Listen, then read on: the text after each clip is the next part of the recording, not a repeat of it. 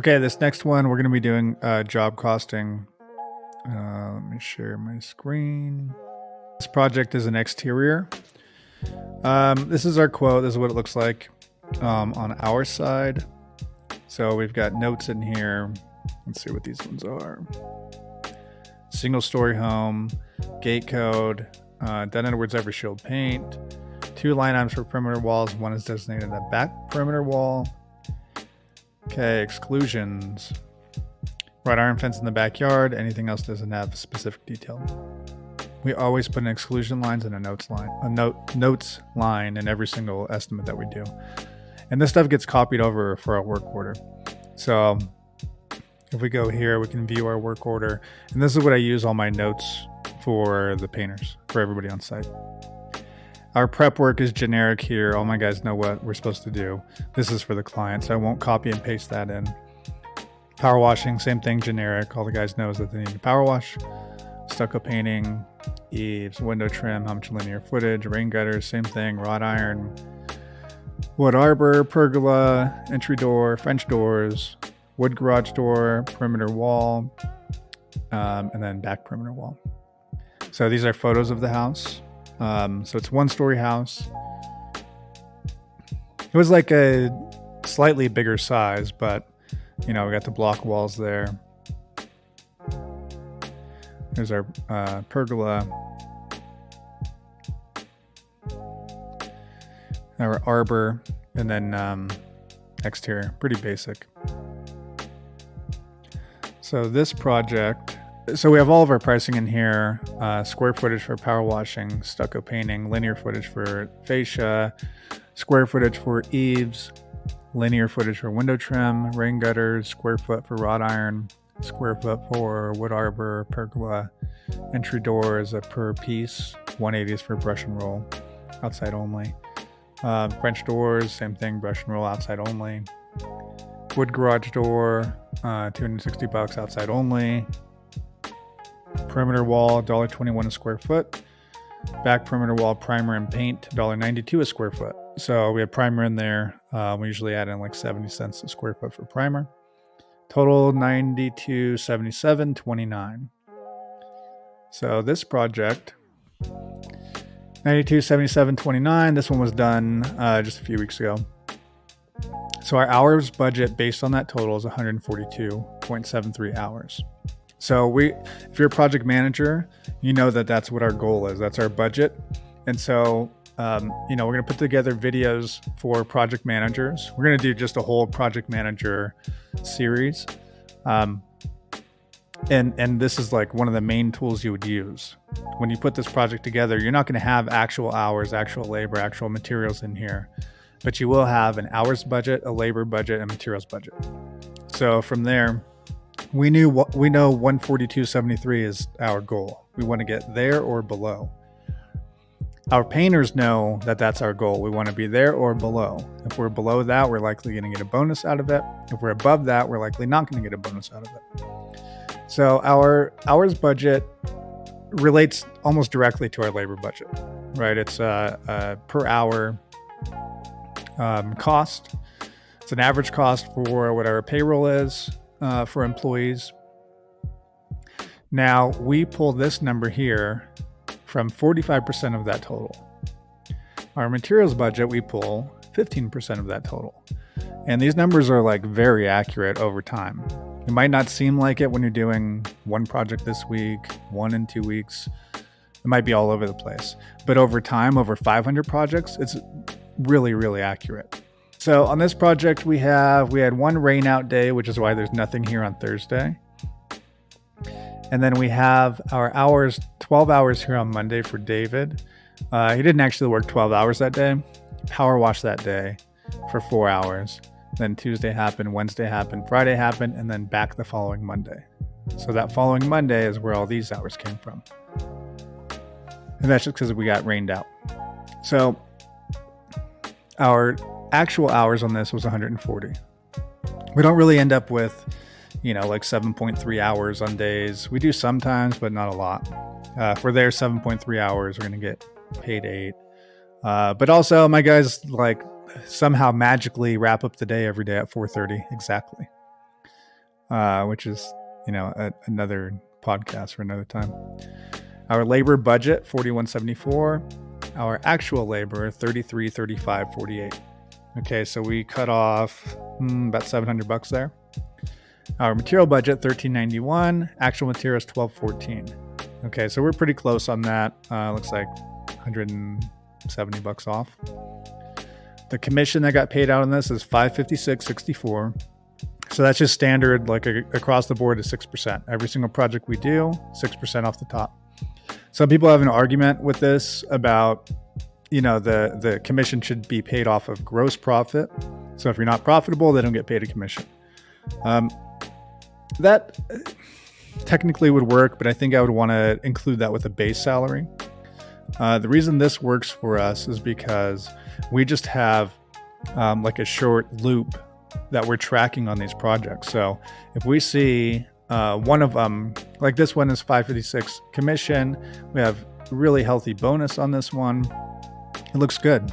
We're going to go through and look at this and see, okay, why is it so good? What did we do here that made this one really good? Is it the people that manage the project? Is it just an easy project? Is our price higher than usual? Is it not? Which factors made it so that we have such a big bonus payout on this? And also vice versa. When we have a very little or no bonus payout, why not? Job costing is the main reason for job costing is to figure this stuff out. You want to have this short loop on good or bad. Are we killing it on these projects? Are we barely scraping by? Are we losing money on anything? We do this long enough and then you see patterns. Okay, I know for a fact that on small projects, we do not make very good money. So if we do them, we have to charge pretty high prices for them. And they're still not great money. If you have two guys on a project and you're making $400 profit, it's just not enough, to keep a business going. But then you charge $1,800 or double what someone else would charge.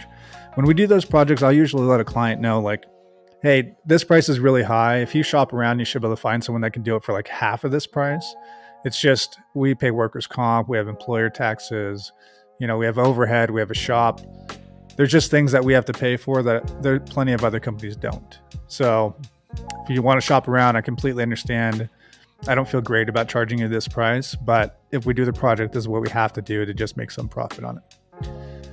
So anyhow, on this project, our 40% off of that total is $37.10.92. Now we're happy to just take that.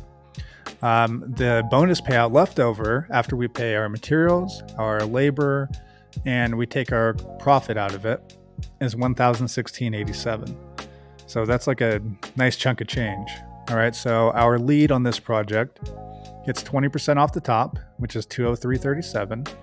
And then we split up our bonus payouts here based on hours worked on the project. So this one has 36 hours, this one 36 hours. Those are $209.19 each.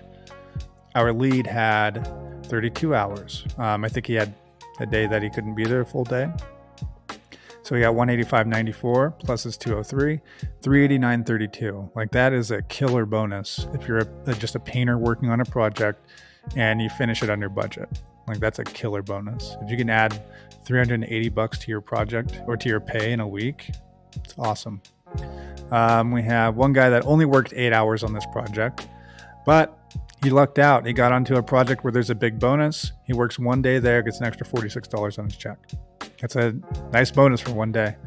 So these patterns start happening. And if you see, like all my guys know who gets bonuses and who doesn't, because we have basically a company little letter that goes in with paychecks every week that shows everyone's bonuses, how they were successful or how they were not successful. So there'd be bonus payout, the amount that the payout is, and then a note about the project. So in some projects we've had, where the guys did really well, but we spilled paint on the carpet, and it's like minus $400 on the bonus payout. And I put a note in there. Guys did great on the project, but spilled paint on the carpet, cost $700 to replace. Stuff like that happens. And so that just bonus goes away, and it is what it is. Try to be more careful next time. Otherwise, you don't spill paint on the carpet. And now we have $400 to share between the group. So all these bonuses get paid out weekly, and it's paid a month later. So this project will get paid out like April 12th, somewhere around that time frame for the check. And basically the reason we do that is we have these hours now. If we get callbacks to fix stuff, we will apply that to this. Okay, so we're still covering our butt on that side. But we'll apply it. You know, if it's like, oh, we did a crappy job, we rushed through it and it looks great on the day we finish, but we have peeling all over the patio cover because we didn't sand and scrape it. Right now we're adding in another 8 hours. Now that bonus starts shrinking. And so we just want to get 30 days past it. And then I feel fine paying that out. We still have to do touch up on projects, you know, beyond 30 days, but that's our normal cutoff for clients is within 30 days. We'll give you a free round of touch up. So some take us up on it, some don't. And then long term, we give warranties on all of our work. So on this project, if I have to go do warranty work in a year or two, it's not going to kill us. You know, we usually use that stuff for filler days anyway, just to keep guys busy between projects. So it's a big benefit to our clients that we do stuff like that. And then it works for us. You know, obviously it's a cost that is not producing any income at the moment, but enables us to give the guys 40 hours a week all the time. You know, we're a good company to work for because we can provide that full-time 40 hours a week. So this one's a really good one. This is a big winner. Happy about this one. The guys are happy about this one. Everybody all the way around. This customer left us a 5-star review. They're stoked about it. Just good all the way through. All right, we will be posting some more of these. I just want to do these quick ones and just get through, show you guys what our numbers actually look like.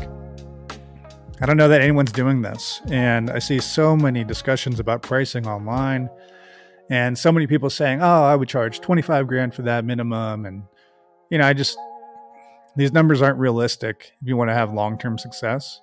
Our numbers are realistic. We've been doing these numbers for 18 years, 20 years. And, you know, we're above board. We have to pay out our workers' comp, employer taxes, the whole deal. And we have a shop, you know, 2,500 square foot shop. I'm not on jobs very often. I'm not project managing jobs very often. I do most of my work from a computer, which is why I'm doing these videos. And, you know, why you'll see more content from me is I don't like the direction things are going with the quote unquote help that's out there for painting companies. And I spent, you know, a long time painting myself, doing the projects. You know, it's only maybe 2016, 2017, I started pulling off the projects. So before that, it's like 12 years, 15 years, 16, 17 years painting full-time every day, day in, day out. By myself for a long time, 5 or 6 years, and then started trying the employee thing. So I want to put stuff together and just show you what real numbers look like from a real company. We do a lot of business, so we have a lot of trial and error, and we get to see in real time what's working, what's not. And then we just start dissecting it.